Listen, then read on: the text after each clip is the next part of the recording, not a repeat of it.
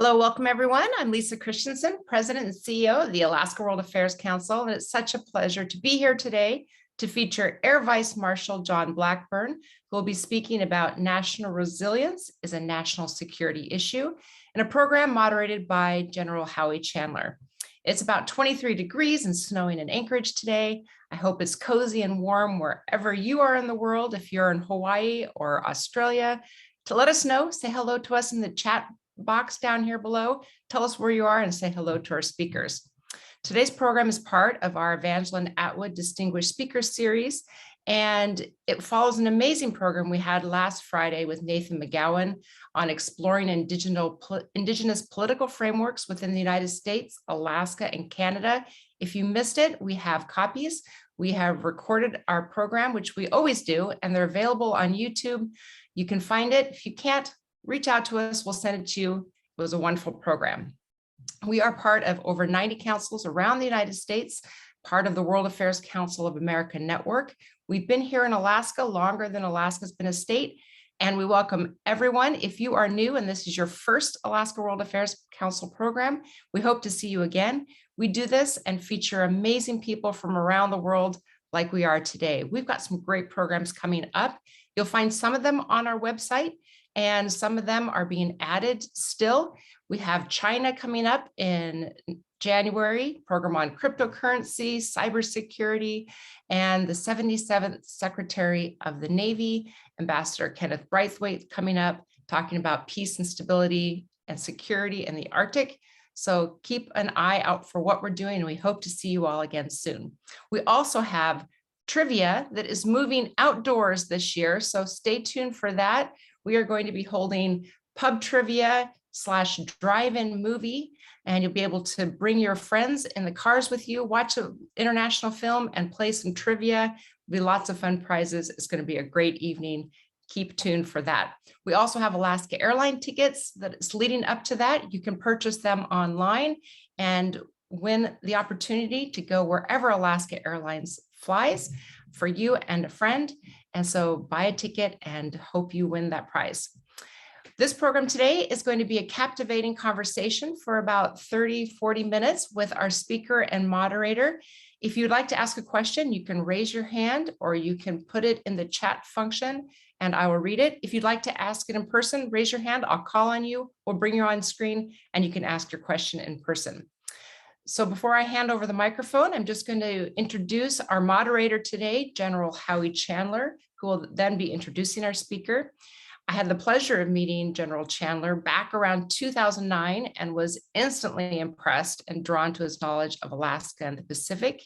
He is back with us here today at the Alaska World Affairs Council for the third time, this time as a moderator. Retired General Chandler transitioned from military service following duty as the Vice Chief of Staff of the United States Air Force in March of 2011 after over 36 years of distinguished service. As the second highest ranking officer in the Air Force, he formulated Air Force policy and guidance for over 680,000 active duty Guard, Reserve, and civilian airmen. Please go to our website for General Chandler's full bio, which includes his more than 3,900 hours of flying T-38s, F-15s, and F-16s, including with the 90th in Alaska as a diceman, as well as leading the Alaska Command and the 11th Air Force. He was NATO Chief of Staff, and he's served in some really great places, including Japan, Saudi Arabia, and Italy. He is now in high demand as an advisor, independent contractor, and board member, including we see he was recently appointed by our governor to the Alaska Aerospace Corporation Board of Directors. And with that, I'd like to turn the microphone over to General Chandler. Well, thank you, Lisa. You're way too kind, by the way, but it's a pleasure and a privilege for me today to introduce a longtime friend of mine, Air Vice Marshal John Blackburn, who retired after 33 years of service in the Royal Australian Air Force. He did 10 more years as a reservist with the RAF. And if you look at his bio, which I won't read to you today, you can understand why the RAF was reluctant to let him go, because while he was on active duty and since his retirement, he's established himself as a thought leader not in the not only in the Department of Defense in Australia, but throughout the civilian community. And he's again sought after by the Royal Australian Air Force and their Ministry of Defense. He was very instrumental, I note, in bringing on board the F-35. That's the Plan Jericho that's mentioned in his biography, and not only into the RAF, but with Plan Aurora, as he melded the F-35 into the defense establishment in Australia. So again, well up to speed on defense issues, not only in Australia, but around the world. Now, John is no stranger to Alaska. He's participated in the Red Flag Senior Leaders Seminars. He's also participated in the Air Force USAF RAF operational talks. He's ridden the Alaska Railroad from Anchorage down to Seward. He's done some fishing in Resurrection Bay, so he's almost an Alaskan himself. But let me now turn the microphone over to John for what I think will be a very interesting presentation. And John, if you don't mind, when you're finished, I'll follow with a few questions of my own, and then I'm sure there'll be many from the audience. Over to you. Thanks, Harry. Much appreciate that. And thanks, Lisa and the Council, for the opportunity to talk with you today. Yeah, I have very fond memories of Alaska. It really reminds me of the Northern Territory in Australia. Same geographical size as Alaska, but we've only got about 214,000 people there. It's a pretty remote area with some dangerous critters, and you don't want to go and get lost in the bush, as it was. But today I want to talk to you about national resilience. And the reason I'm doing that is that the last 2 years, we've been looking at this topic. Resilience is a word that's being used a lot, thanks to the pandemic. But what we've been looking at is this characteristic in our society. How are we going to deal with the sort of challenges that we have today and those that are coming at us in the future? Because unless you're resilient, there's no way you can be secure as a nation. But we've got some pretty much concerns about it. So I'll tell you what we've been going through, and perhaps you can see whether you think you have similar concerns about the United States. We've been asking these three questions. What is it about a society that makes it resilient? Are we resilient enough in Australia? But can we make ourselves more so? Because in Australia, we do not have a national security strategy. In this day and age, the lack of that is a really concern. But I think we've also got some resilience issues we have to address. So for the last 2 years, I've been leading a project looking at our resilience. And what we've done is we've looked at the various components of our society, whether it's economy, our health system, politics, industry, energy, education, research areas. And we've had domain experts see what the issues are in each of these individual areas. We've had 250 people involved in this project. Everything from university vice chancellors to researchers to surgeons, industry experts, defense people.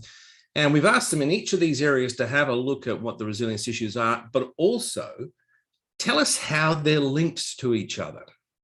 In other words, what strategies or policies there are and how we're trying to address complex problems and how each of these areas interrelate. Now, when you show this as a jigsaw puzzle, it looks really neat. But certainly in Australia's case, this is an absolute fantasy because the world doesn't work like that. What actually happens is this.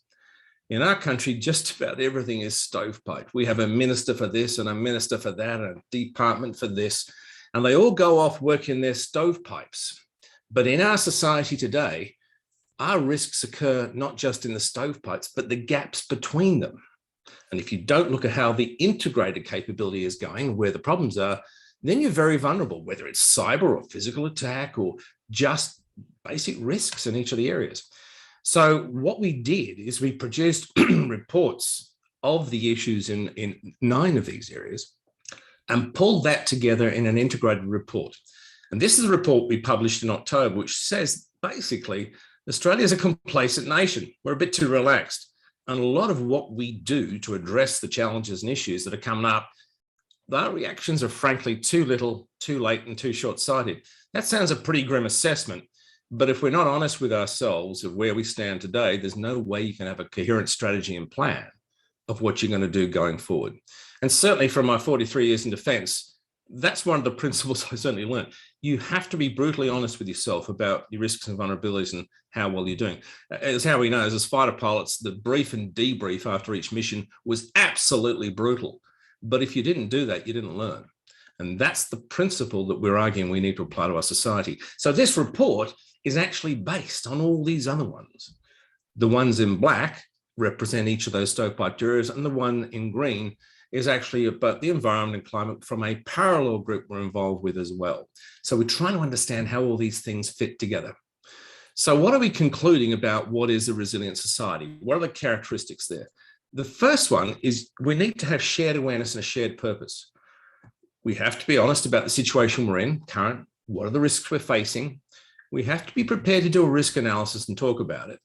And we have to recognize the assumptions we're making. If you do that, there's a chance of having a shared purpose of goal, that as a society, this is where we're heading. Now, this principle comes from the military. When we looked at our 5th generation Air Force plan, we said there were 2 really important characteristics. One is how to have vastly improved shared situational awareness. And whilst the JSF was going to be a great assistance to that, we needed to look at the Air Force as a whole system. And that was the first principle. The second principle we're saying for this society being resilient, it also comes from the military. You can't do anything unless you're a team. And that's why we've had so much focus in recent decades about not just the single services, but how they come together as a joint, an integrated force. In society, the same thing. We have to work as a team for the common good. Now, there's a challenge there of trust and that balance between competition and collaboration. And we're seeing that's a challenge in Australia today, where between our states and territories, there's a lot of competition, but we have to find a way of working together because the risks we're facing, the threats that are coming at us are so significant. Now, if you're aware and if you're teamed, there's another really important thing if you're going to be a resilient society. And again, reflect back to those of you in the military, it's about preparedness, the willingness to prepare for a range of contingencies, and you can't predict everything, and the ability to mobilize your society when something goes wrong, because we're going to have to prepare for the future. We can't just sit around and react. So those were the 3 basic areas we looked at.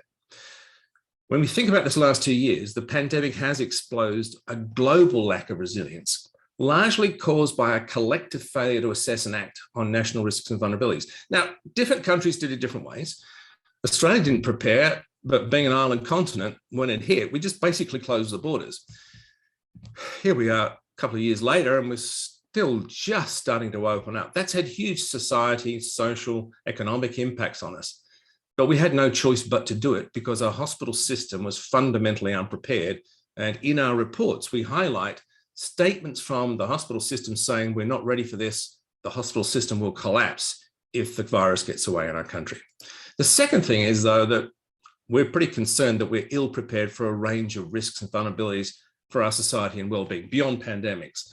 And when you think about that, what I said earlier, this is a real worry because we don't have a national security or resilience strategy. We had one back in 2013, but a change of government threw it out for political reasons. I look at how the US has structured its national strategies and security and approach to that in quite a comprehensive way. We can't afford not to have that. And this is one of the major arguments we're pushing in our whole work. So what are the sort of things we're facing? A lot of discussion about climate change at present, not just this pandemic, which was predicted. This is not an unprecedented event or a black swan event, but the other pandemics that we may have to face in the next decades. We've got the issue about an economic crisis. So we know there's economic problems coming from the pandemic, but a lot of analysis has been done thinking about what the next global economic crisis could look like. So we're going to face challenges with global debt levels where they are and the changes going on in the world. We're seeing a lot of supply chain disruptions. US, I think, is taking a lead and showing how it reshores critical supply chains, but that will change the nature of the global supply chains. And Australia, being fairly complacent, is more than 90% import dependent for fuel, more than 90% import dependent on medicines and nearly total PPE. We're about to lose our transport fleet because of some critical ingredients that were required for fuel additives. So that change to the global supply chain is really going to affect us and most other countries in the world. We're globally going through a major energy transition, which in Australia's case, we're lagging. That's going to be very complex and expensive. We've got a security environment that's looking fairly grim from the Russian perspective and the Chinese perspective. Certainly for the area that we're focused, you're facing both of those countries, we're very concerned about the impact of China's expansion, particularly on the Pacific. This is a lot of problems that we have to deal with. But when we look at this and we think back to those principles of resilience and what's the leadership going to do about this, one of the biggest concerns we have is our political system. Our federal political system is short-term focused. It's about a 3-year focus because that's when the election cycle is there. We have short election cycles. Politicians from both major parties have admitted to me they're not able to really look much beyond the 3 to 5 year mark. You can't address these problems that way. The second challenge we have in Australia is that we're a federation. States and territories make it up, and they have significant powers, and that's understandable. And when the federation was formed more than a century ago by the British, it made a lot of sense. But when you're dealing with the complexity of the problems we're facing in the world today, that lack of teaming is giving us more and more problems to address with. So one of the key issues that we've been talking about is we've got to have a serious look at our political system. Is it fit for purpose for where we're going?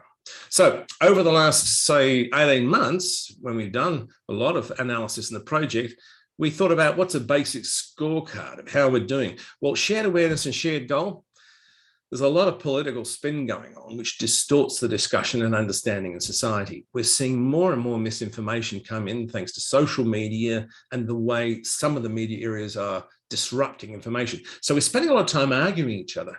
We don't accept facts in a lot of cases.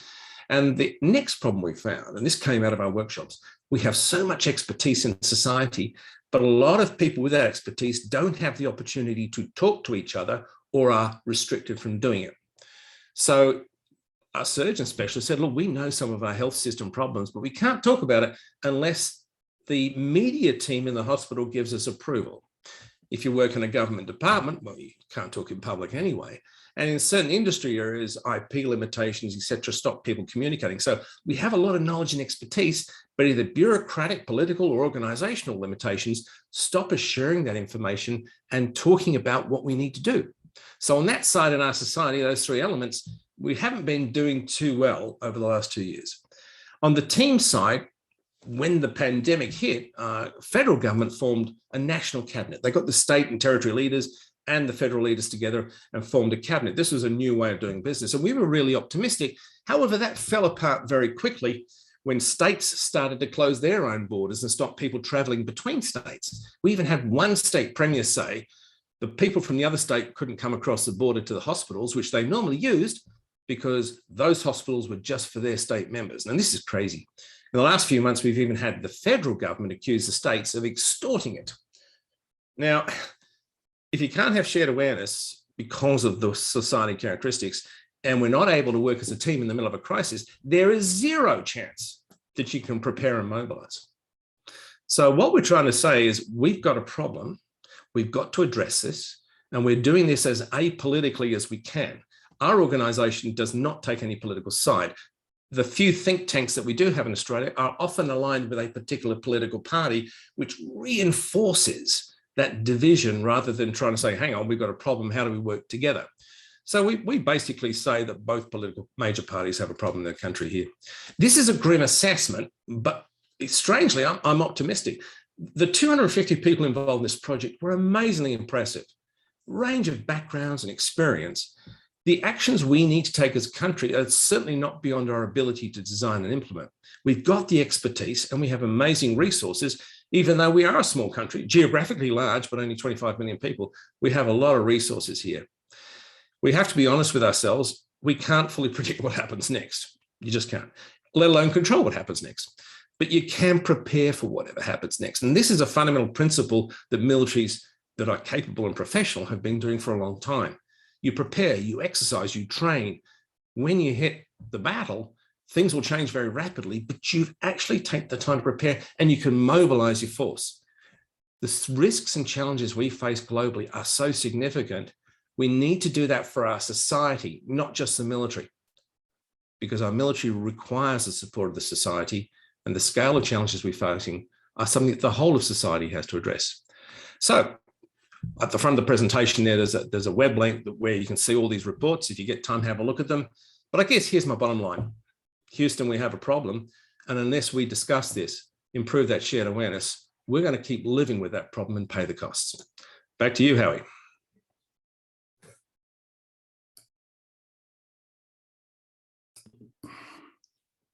Once again, impressive Okay. impressive as always, John. I know you've stimulated a number of questions from the audience. Before we go to the audience, though, I have three questions, if I may, and I've bend those questions around your three main attributes of a resilient society, and I'd like to explore those in terms of this country, if I may. First, you talk about a shared awareness and purpose. To get to that point, that implies a shared definition and that provides a foundation to be able to attack the problem itself. I guess I'm looking for your thoughts on how we would get to that point in this country. How do you recognize success, for example, when you see it?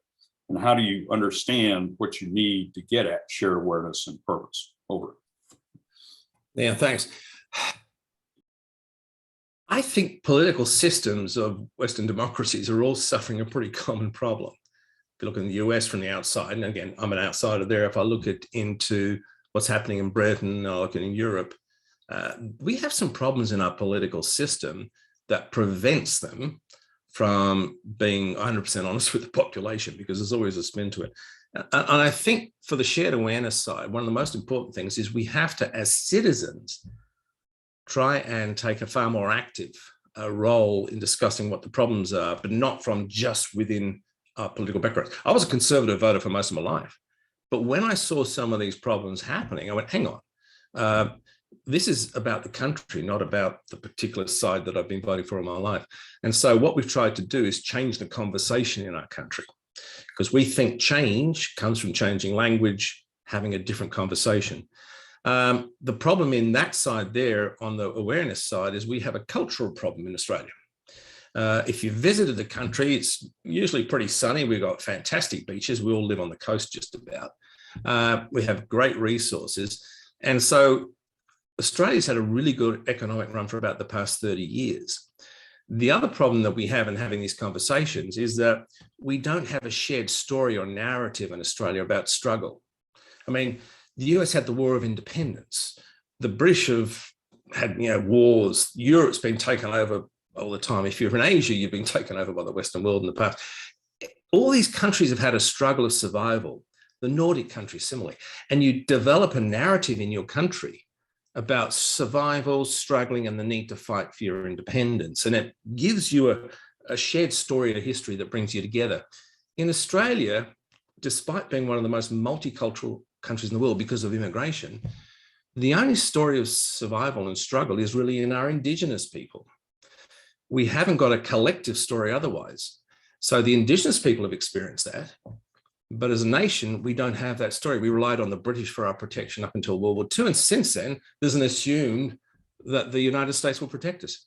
So we've tended to be fairly complacent. And the only way you can change that is talking about the reality of the threats and challenges we're facing and see where we go. Thanks, John. As far as teaming and collaboration, your answer may be in fact similar, but looking at the political situation in this country today, it appears to be relatively difficult to collaborate on just about anything. How would you approach trying to get that type of attention into resiliency? Over. What struck me years ago when I was head of strategic policy in the Joint Staff, we used to run strategic level war games for our Chief of Defence and the Secretary. So we have like a diarchy, like a Joint Chiefs and the Secretary are equal side by side. And one of my teams I had, we used to run immersive war games for the Chief of Defence, the Secretary and the senior levels to get them to think through and experience in an immersive war game a series of risk and issues and decisions they would have to make, so they understood the time dimension of it and the limitations of what you can do at the strategic level, where you have to delegate down, particularly at the tactical level, to get things done in a very rapidly changing situation. I think what's going to be important is a lot of people are so busy with their day-to-day lives and the struggles of where they're now. You can understand that. We're going to have to use a similar technique, whether it's war games or narratives, and give people an idea of what it looks like in 5 and 10 years if we keep behaving as we do, separate parties arguing against each other, because the gaps between us within our society, those gaps, whether they're in systems or in groups of people, that's our vulnerability. And our adversaries, be they a military threat or another nation threat against us, will exploit the gaps between us. We're helping them to improve their chances of defeating or winning us. Now, there are both natural threats, but there are unnatural threats. There's enough of those in the world to make us worried. So I think part of what we've got to do is try to get people to understand and imagine and almost experience in almost a gaming sense or a scenario sense. If we keep doing this, we're giving a huge advantage to those nations who would like to see us fail. And that should be the emotion we want to build, that, hey, it's one thing to have differences within your country, but comes a time that if you don't find out a way to work together, then you will be defeated. Well, thank you again. To move on to your final point of preparing and being able to act, I think that is actually where we need to go in this country as well. You had talked at one point about establishing an institute for resiliency, at least in Australia. I will tell you, in Washington, D.C., the best way to delay making a decision is to establish an institute and set them up to perform a couple of years of study. So my bottom line question on the presentation is, how do we get beyond admiring the problem that, frankly, I believe exists in this country as well, to the point where we can actually act on the problem? Over. Yeah, it's when you think about fifth generation air forces and all this stuff, where does the really power come from? It comes from networking or meshing together all your fighting elements, giving them shared awareness, a shared intent, and allowing them to go for it. I reckon the same thing in think tanks. I've been in the Australian Strategic Policy Institute for 4 years as a board member, and I've been in a number of think tanks. And you're right, Howie, if you're not careful, you get this machine gets going and you're dependent upon sponsors, and there's limitations of what you can do, particularly with government funding. So the institute that we've suggested is not a single one, it'll be a group of them. But what we're saying is this sort of risk analysis, whilst it's not at a classified level, needs to be done outside of government and also outside of specific industry sectors. Now, I've been carrying on about fuel security in Australia for years, but the oil and fuel sector just says there's nothing to worry about, the market can take care of it. So what we're saying is you need a degree of analysis done outside of government and the sectors. Funding, that's a challenge. But we do have a group of ex-politicians and ex-bureaucrats and industry people who are currently trying to get the funding together where we can set up an apolitical independent institute. But how we team with those other institutes or organizations that are out there is the important thing. So what we focused on is building this network or mesh of relationships with other institutes, not just in Australia, around the world, so that we can say, well, what are you learning and how can we share that? So imagine that each of these think tanks, if you want, or organizations, and it's not just a think tank, it could be community groups, it could be exactly what you guys have got here. What you want to do is you want to form a team across the world and say, look, we've all got common problems. Let's not just make it about one country. And how do we actually change the conversation, the narrative out there? How do we tell the story? So that's where we're going to try and go, because forming an institute to form that problem creates its own little bureaucracy, which is why our institute now has 4 people on the board. We are self-funded. We produced all of this with no budget. I mean, it cost us $3,000 a year to run, purely by pro bono, volunteer work and networking. It's tiring, but I've got to tell you, it seems more effective than having to keep a bunch of business and government sponsors happy.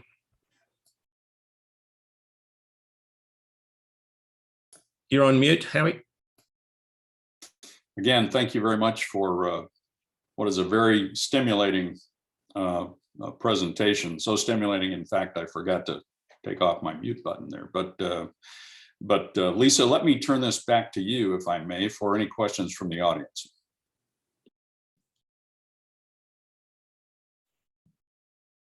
Wonderful. Thank you so much. Yes, we have questions coming through, and please, if anyone would like to ask one in person, please just raise your hand and I will call on you and you can have your video on and ask a question in person. I'll start with this question about a balance between competition and trust. So when you're talking about trust and competition, how does that, it seems easy to understand when it comes to some countries like maybe Germany or France, but how does that trust competition balance work when we talk about some areas that are interesting to Alaska, like China and Russia? Yeah, there's clearly some limitations to trust competition when you're talking about some of those international dimensions.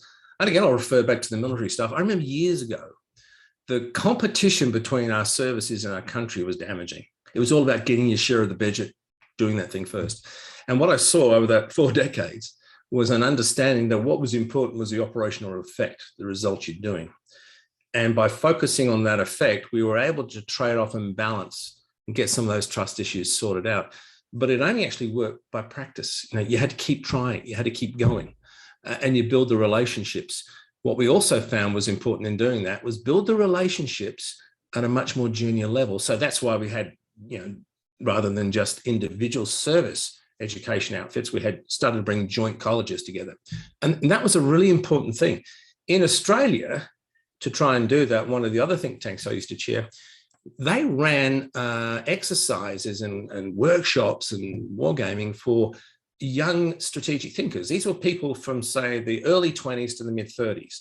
We put thousands of people through these exercises and activities because these were people from the military, from junior government, from industry, academia, and we wanted them in their 20s to have a relationship and talk to each other and understand from that age the differences of what was happening, so that as they went up through the systems, and some are now advisors to ministers, they'd have a broader view than just their specialization. So that's an investment that takes a long time. So it is a complex way of doing it. The trust issue when you're getting to the state we have with international relations, well, it's how you work with your allies is the only path forward there. Again, Australia fully understands there's nothing we can do in a defense national security aspect without a very close set of alliances. And that's why the US alliance is the most important thing to us. Internationally, it's trying to build that trust between the allies. And we've seen some problems recently, particularly the relationship between Australia and France and the EU at the moment has been problematical because we have frankly been clumsy in some of our international dealings. So it's building that over time and then never assuming it's there. Always you've got to keep working the issue. But the bottom line is you're not going to build a trust relationship between some major countries. And so when we've looked at our supply chain problems, we said we need a certain degree of sovereign capability, and we're calling that smart sovereignty. What do you do in your country that you have to have control over? But we're part of a global trading system. So we've been arguing for the last year about what does a trusted supply chain look like? How can it be transparent and verifiable?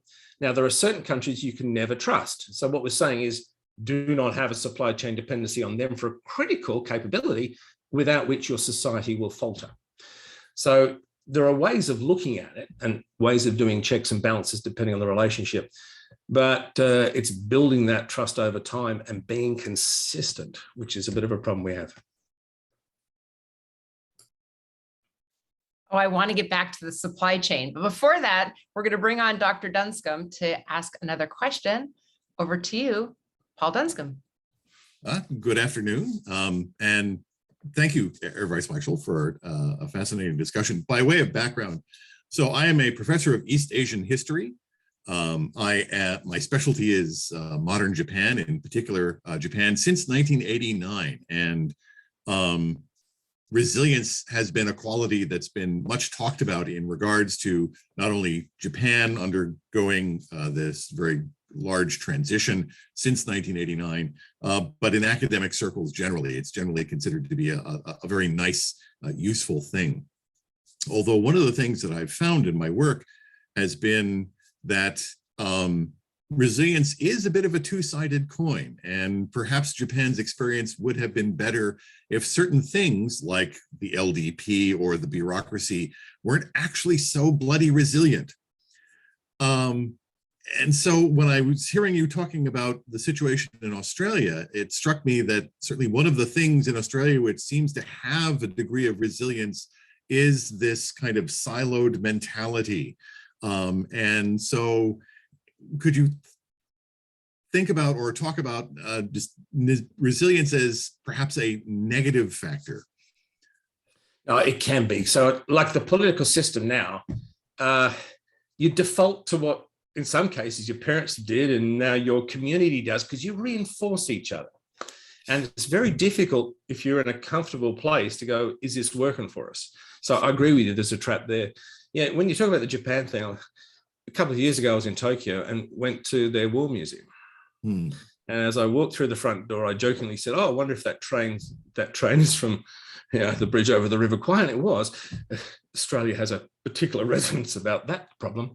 But one of the early displays upstairs, as I walked in to look at it, was their supply chain risks they faced prior to World War II and what was happening. And I looked at their import dependencies and what was driving them to build their resilience and the decisions they then took. And I went, well, we're in a similar mode here in Australia in terms of our import dependencies. Yeah, I agree with you. What can drive you to become more resilient if you're looking just at your own nation is a problem. We've been, as an institute, which just sounds strange, but we've been having discussions with the New Zealand government and New Zealand industry and New Zealand defence. And what we said to them is, if we think about resilience, it's crazy to think about just our country. So when we looked at healthcare, we said, okay, how about if you started off, if we can't trust New Zealand, we can't trust anybody.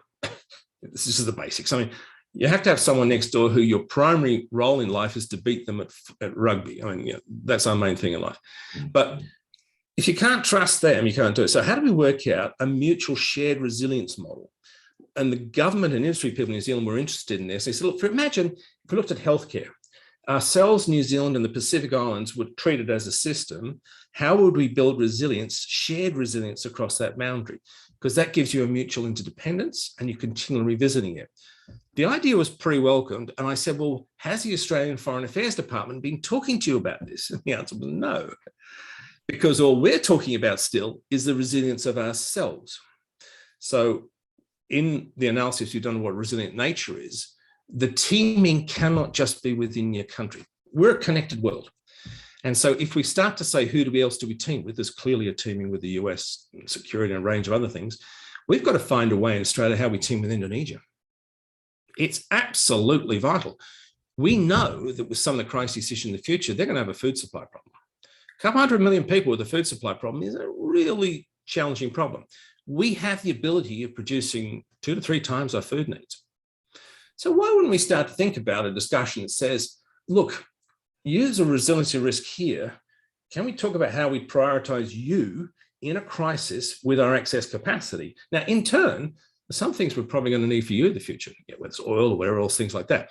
Can we have a resiliency discussion that requires trust to be built up over time through interdependencies? And that can be part of a trusted supply chain, despite whatever history there might have been. So I agree with you. If we're going to be resilient, the risk is you close yourself off, you become very inwardly focused, and that leads to damage internationally because it can become a bit of a slogan rather than a change in way of life. But I think you're absolutely right.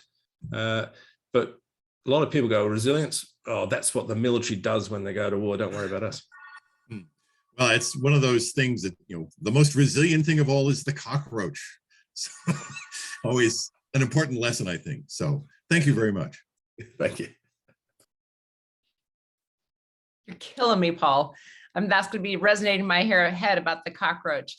So let's just talk another second about supply chain before we get to the next question. So you had specific areas which are global issues, climate and supply chain being one. It's not one that I've seen before. We haven't really thought of pandemics and supply chain as being a global issue. And now you have it up there. And I think you're actually correct on that.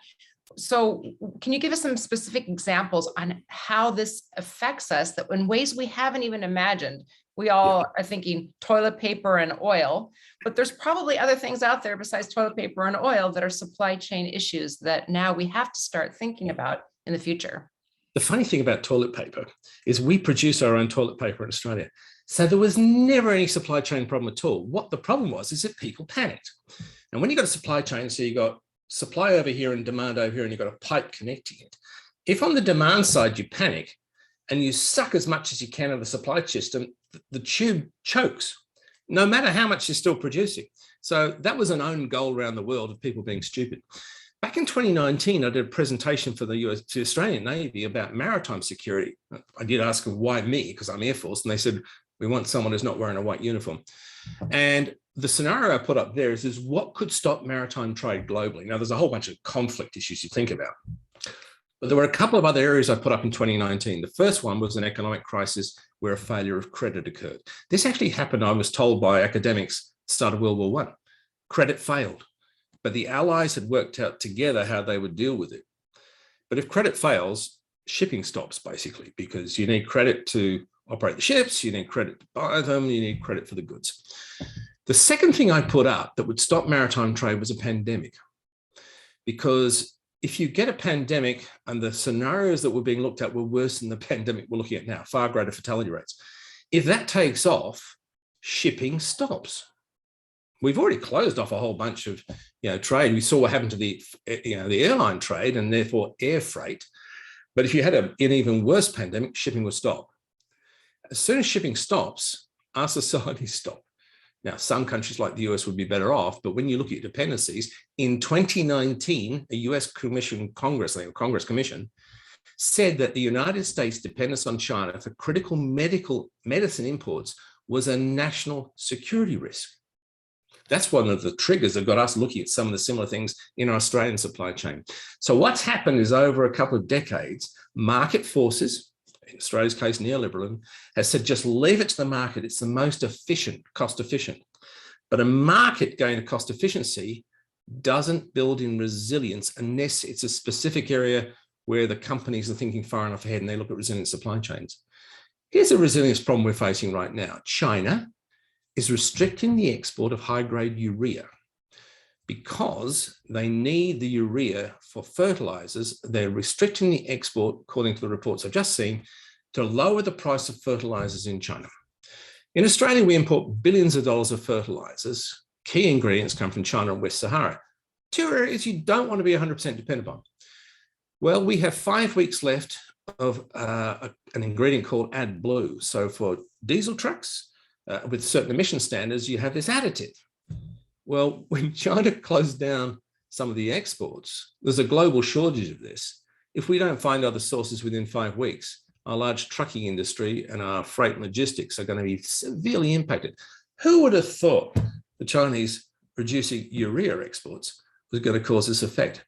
Everywhere we've looked in our studies on resilience, we found very similar problems because we don't analyze supply chain dependencies. We assume that business will continue, the market will take care of it.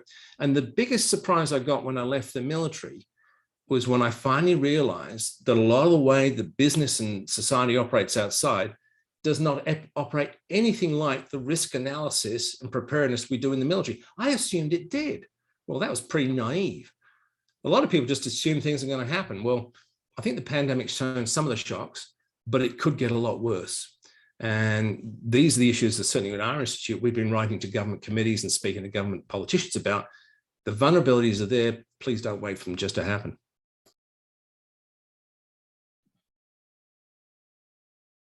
Okay, before I bring on the next person, that's a really good question. You talked about market forces and the economy can just correct and make up for things. We have a lot of business people who are on here today. How should they be thinking about national resilience as you're talking about as a strategy? Is this something that they should be thinking about for their businesses and be preparing for, or should they just say that the market is going to correct and take care of everything for them?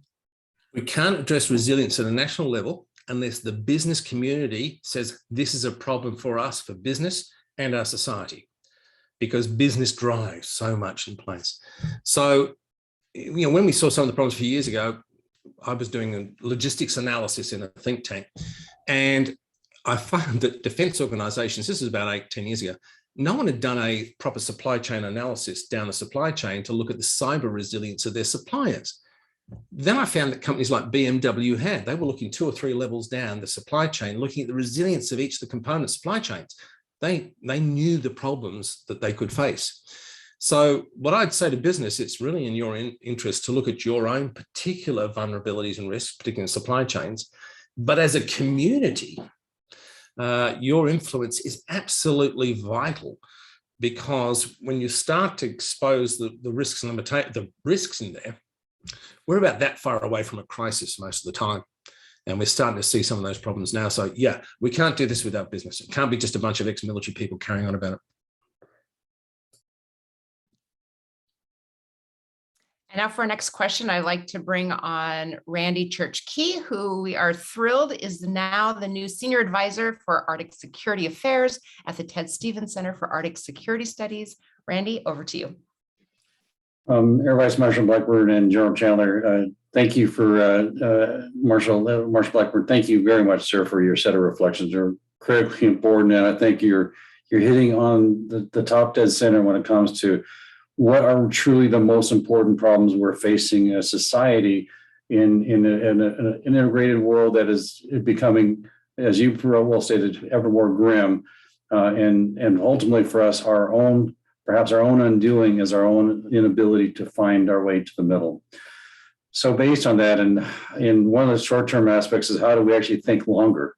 Frankly, the aspects of the 2 to 3 year policy cycle as opposed to the 100-year policy cycle, or at least maybe even, can we just go from 2 to 3 to maybe 10 years in a policy cycle? That'd be a hell of a lot better than perhaps we are right now. But with that being said, I think perhaps the most important thing I'd be interested in hearing your reflections on would be essentially, the aspects of resilience and reconciliation. I look at the two that, right now I fear that too much the word reconciliation means weakness, and to find a way to, get polar extremes, if you will, into the middle, where there's some decent policy trade-offs can be made ultimately to set a vision for the future. And to me, I wonder how we could better link that term resilience to reconcile, and then thinking from shorter to longer term. Your thoughts or reflections, I'm keen and ready to listen and learn, sir. And thank you, Elise, for your hosting this, and for General Chandler, your moderating. I'm ready to listen and learn. Yeah, I guess the thing I'd say is that what can get people to compromise and make those trades? Everything in life's a compromise. I mean, you have to make balances.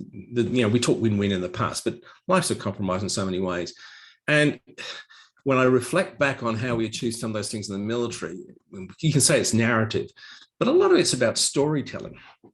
It's about discussing when things haven't worked, giving examples to people that when you actually do find a way of compromising, coming together, everyone benefits out of it. Yeah, you've got to give up something in some ways, but it's that storytelling and narrative that we don't seem too good at, because you sort of look at the impact of social media and how we interact with noise coming at us the whole time.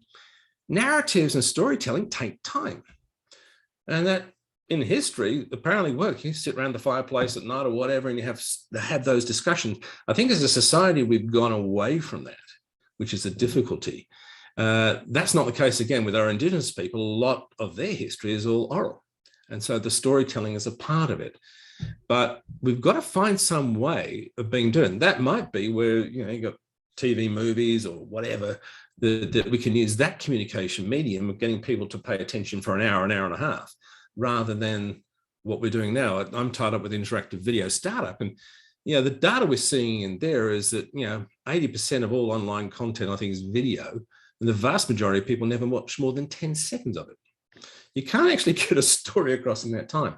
So perhaps we've got to start thinking about working with our artists, whether they're filmmakers or documentary or others, and try to tell stories, because it's the stories of where those compromises have happened that have actually allowed us as a society to be more resilient.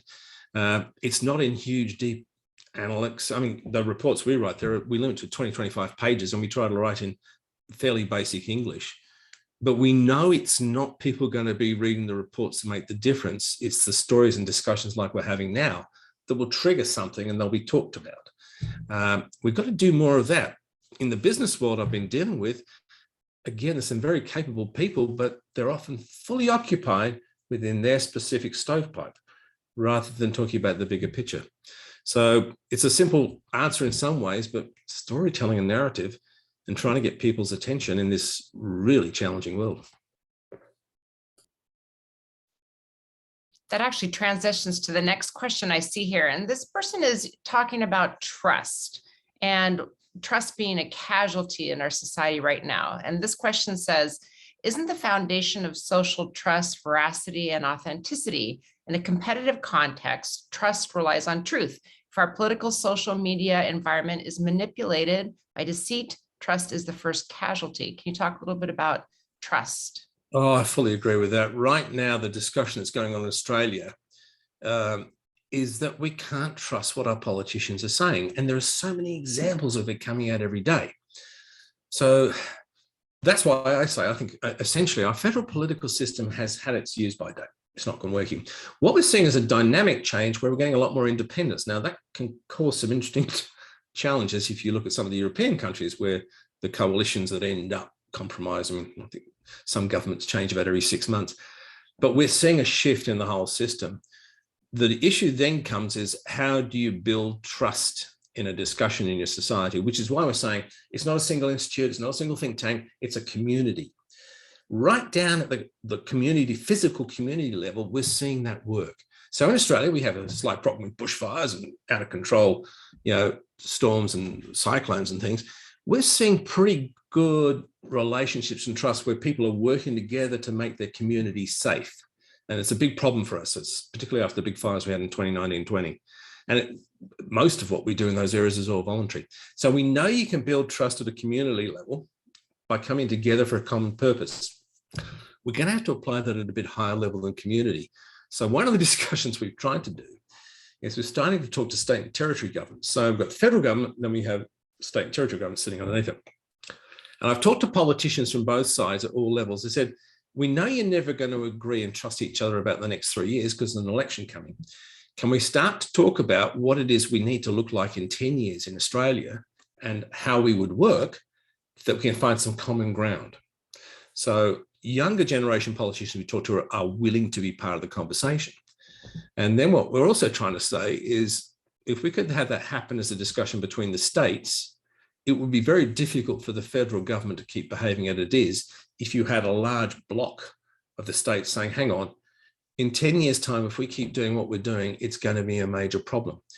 So it's going to be a very difficult way of building trust. I can't see how we can do it with our current federal political two major party model. The trust is lost. So we have to have a different discussion in our community. It's going to be incredibly difficult. The other thing, of course, is that small successes. Try something, something comes together. We team with other think tanks, some of whom are politically aligned.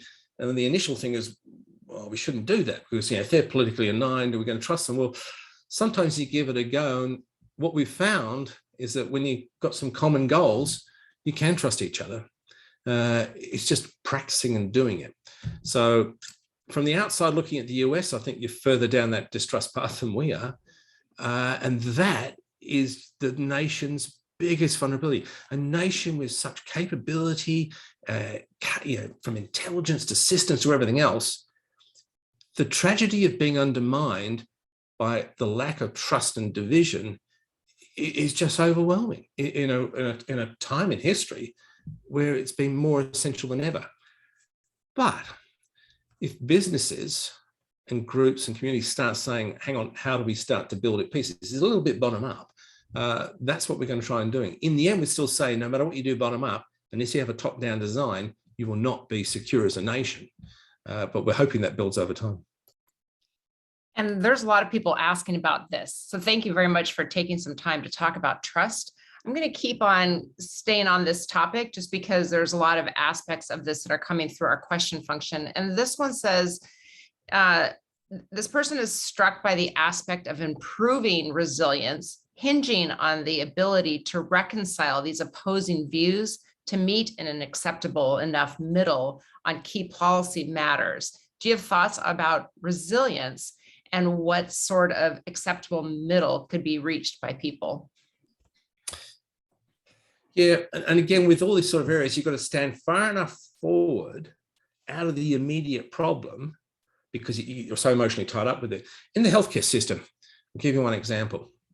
When we looked at where we stand today, we celebrate the professionalism and bravery of our doctors and nurses and our hospital systems.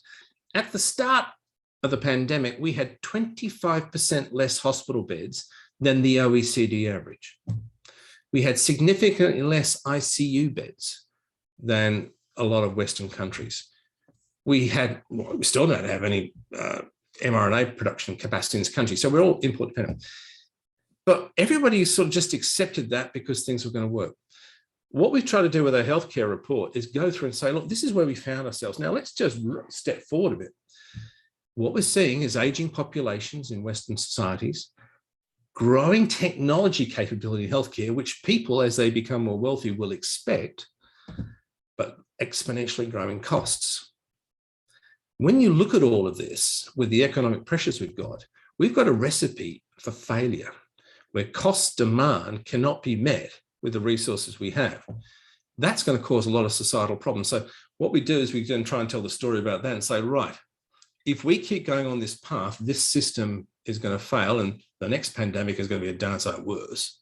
So how do we prepare for that? And then it's getting people examples of what a compromise looks like, but it has to be take it out of the today problem into this is 5 years from now. Can we give a little bit to be better off there? It's a challenge. And I agree with that one, but you got to take the small wins, but have an integrated plan. And what we're trying to share with other institutes is what's that integrated goal that we can share as institutes, even though we might have different political alignment. And I'm hoping General Chandler will come back on the screen for this last question. This came through and I see you answer this, and I would be really curious to hear both of your thoughts on this question. It's a good one. It says, to date, have any political adjustments been suggested to help a federal system become more cohesive, focused, or responsive? To you, Howie. I mean, if you're talking about this country, I saw one of the comments that came across the chat that talked about one party rule. I have not seen any changes that I thought were positive. I haven't really seen a lot of changes that would help us get to this. And I still believe in my heart of hearts, and I'm somewhat optimistic as John is, that we're seeing some people getting off the sidelines now and demanding that people, or at least the political leadership, begin to cooperate in some way, shape, or form to help solve problems. Otherwise, we've got as John says, a formula for disaster, a race to the bottom. You see communities begin to disintegrate. And you can survive for a while by retreating to gated communities and various other and sundry things. But in the end, society begins to unravel. Now, that's a rather gloomy assessment, and I don't really subscribe to that entire assessment because I have enough faith, I think, in the people that I'm seeing begin to get off the sidelines, run for office, and do things that will bring an environment of some sort of cooperation into what we're doing in the government. But to answer your question directly, I've seen nothing in the way of proposals, or at least I've read nothing that would lead me to believe that there's any change in the air. I'm not sure we need to make change. I mean, people cry for term limits. We have term limits. They're called elections.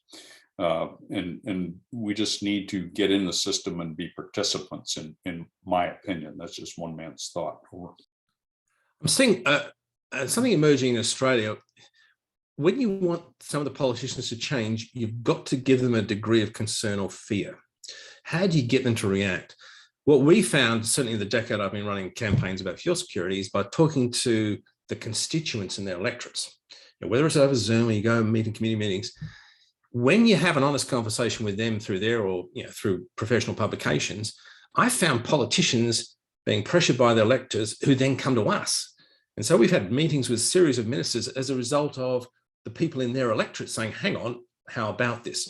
So part of our work next year is about what does preparedness look like for civilian society? And we're going to give a set of questions that the voters might want to ask their local member. And you'll have a couple of basic answers. One is they don't care, or they don't understand, or they don't understand, but they want to understand. We found that that's the pressure point for politicians. The other thing that's happening in Australia, because we're trying to change the behavior of politicians. The other thing is we've got the emergence of independence. And it's an interesting process. Whilst it complicates a lot of things, that's the biggest fear to the current two major party and the coalitions in our country. And what you're seeing is philanthropists actually are funding independence. And now they're not putting their own person in. We have one billionaire who's creating his own party to try and get his own interests, but others are trying to just fund independence in seats, marginal seats, so that there's a different voice. That's when I talk to politicians, they're not allowed to say anything. There are 3 messages this week from our party, and we all have to follow those 3 messages. With the independence, the numbers are growing. Whilst there'll be a degree of chaos, it's forcing a different conversation, and it's forcing some of the more senior politicians out of complacency. That's the vector I think we're going on in Australia. I've been certainly briefing a number of independents, and with some of the work we're doing, we're providing briefing packs for the independents for the next election. We're not saying we support you or whatever party. We're saying, here are some really important issues. And we're trying to equip them to have that conversation, because that will slowly drive the change, I think, at the federal political level. Thank you so much, General Howie Chandler and Air Vice Marshal John Blackburn, for joining us today. Today is Nobel Peace Prize Day. It makes us think about peace and resilience and the world. And so I'm so glad the two of you could join us today for this very important program. And thank you everyone out there for joining us here at the Alaska World Affairs Council and for supporting our commitment to bring quality educational programs to you and our passion to increase all of our global competency. If you have any comments or suggestions, please send them our way.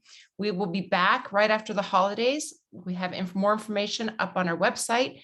We'll be talking more about China and a program called Frontiers and U.S.-China Relations with Dr. Dong Wang and moderated by Dr. Paul Dunscombe. We really appreciate all of your support during these challenging financial times. We appreciate any donation online, and we look forward to seeing all of you again in person or virtually. We'll be doing both, and we hope that we see all of you again soon. Have a great rest of your day, and hope the next days are all peaceful for you wherever you are in the world. Thank you very much, speakers and everyone. Thank you, Lisa. Thank you, John. Well done. Thanks, Harry. Good to see you, mate. Talk soon. Thanks, guys.